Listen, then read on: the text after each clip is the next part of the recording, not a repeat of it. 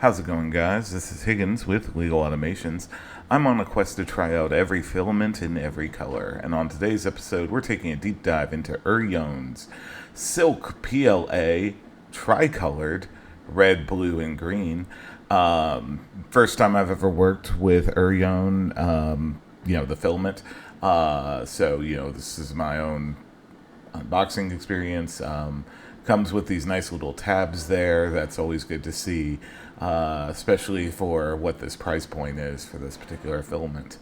So it's silk PLA, which means that's not going to be super strong, but if you're looking for good aesthetics, it's always good. So, we're going to get this open. I would have preferred to see a little bit, Mylar bag, because it helps keep out moisture as well as away from UV light, which PLA is relatively susceptible to.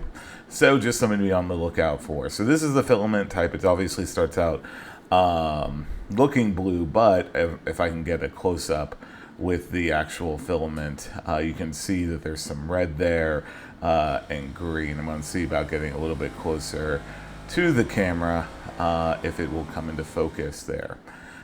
Yep, there you go. You see how there is that difference. Anyway, as you know, here at Legal Automations, we always dry our filament for at least 6 hours. So I'm going to go ahead and get that done, and I will be back for the Benchy.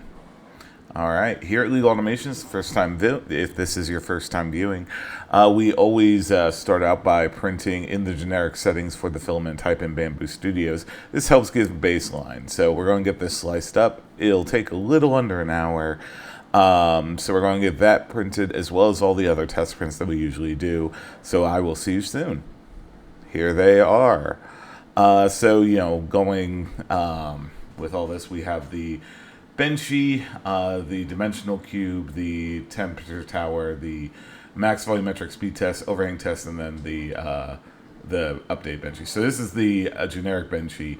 There was some stringing, some other issues there, but all this is the way that it looks on to the eye. So it's definitely one of those things where you're looking for a nice shimmer effect that you want that shift. This is pretty good. Again, though, you're going to want to utilize this in larger, higher, taller prints. Lends itself well to vases and stuff like that. But anyway, this is the Benchy. It has some stringing, some overhang issues. So we're going to see about rectifying some of those.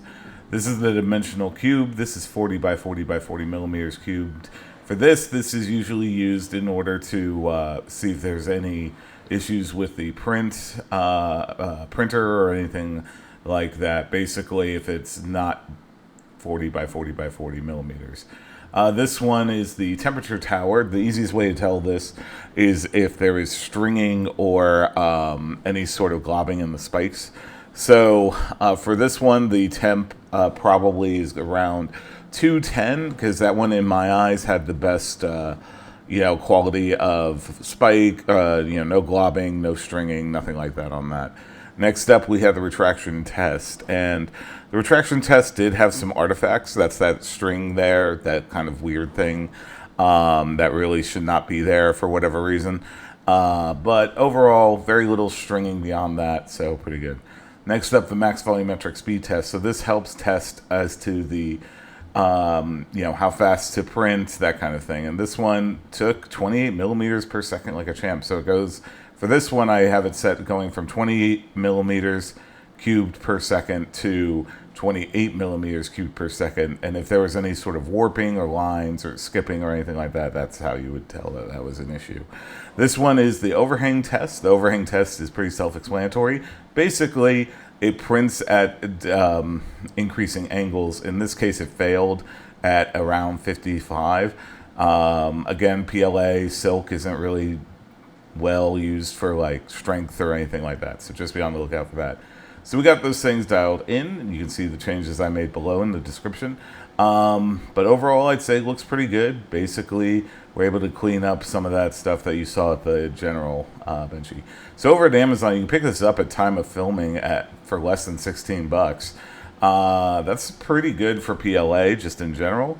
The silk variety, it's very much an aesthetic choice. If you wanted RGB or Red, blue, green is kind of the gradient filament kind of thing. Anyway, my overall thoughts are like this is pretty good for for silk PLA. Good price, great color, pretty good responsiveness. Very little like changes that need to be made in all this. So anyway, that's been Eryone's silk PLA tricolored red, blue, green. If you like this type of content, be sure to like, comment, subscribe, share with your friends, especially if they're into 3D printing or trying to get into the hobby. I'm a relatively new channel, so I'd really appreciate the support. It goes a very long way. I'm not doing sponsors at time of filming, so, I'd really appreciate it. Anyway, this has been Higgins with Legal Automations. Hope to see you at the next review. Thanks.